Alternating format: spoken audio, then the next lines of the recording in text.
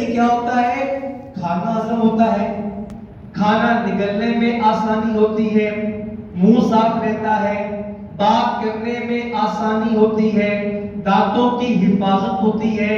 یوں ہمارے لعاب کے 5 10 15 فائدے ہوتے ہیں، مگر قربان جائیے دو جہاں کے تاجدار صلی اللہ تعالی علیہ وآلہ وسلم کی شان ہی نرالی ہے۔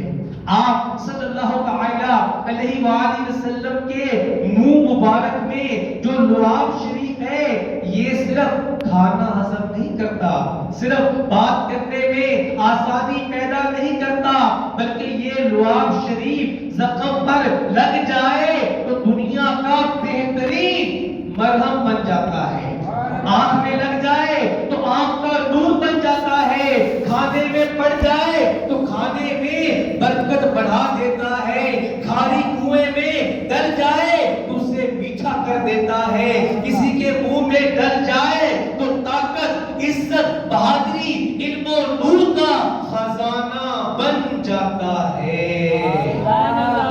آپ نے غار ثور کا یہ واقعہ تو سنا ہوگا، سبحان اللہ، مسلمانوں کے پہلے خلیفہ حضرت صدیق اکبر رضی اللہ عنہ غار میں ایک سوراخ پر ایڑی رکھ کر بیٹھے ہوئے تھے۔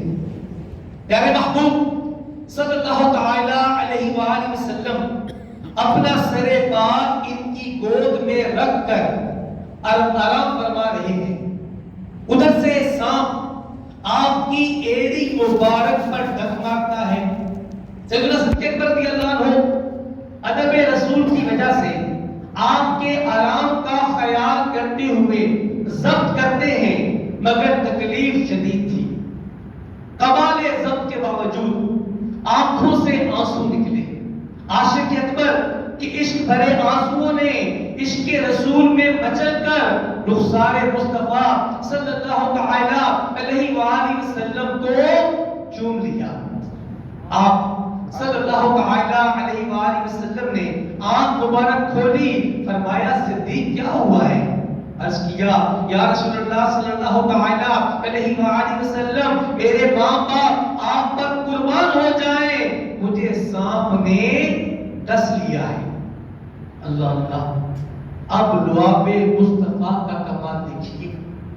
میڈیکل پوائنٹ آف ویو میں سانپ کے زہر کا علاج کسی ایک چیز سے نہیں ہوتا، اس کے لیے مختلف کیمیائی اجزاء کو ملا کر اینٹی وینم یعنی مرکب دوا تیار کی جاتی ہے، سانپ کا زہر اس سے اترتا ہے۔ قربان جائیے یہ لعاب مصطفیٰ صلی اللہ تعالی علیہ وآلہ وسلم ہے، اس میں تمام قسم کی شفائیں جمع ہیں۔ چنانچہ پیارے آقا مکی مدنی مصطفیٰ صلی اللہ تعالی علیہ وآلہ وسلم نے اپنا لعاب پاک سیدنا صدیق اکبر رضی اللہ عنہ کو پلایا نہیں، بلکہ ایڑی مبارک کے اوپر جسم کے باہر کی جانب لگا دیا۔ بس لعاب شریف لگنے کی دیر تھی، زہر کا اثر فوراً ختم ہو گیا۔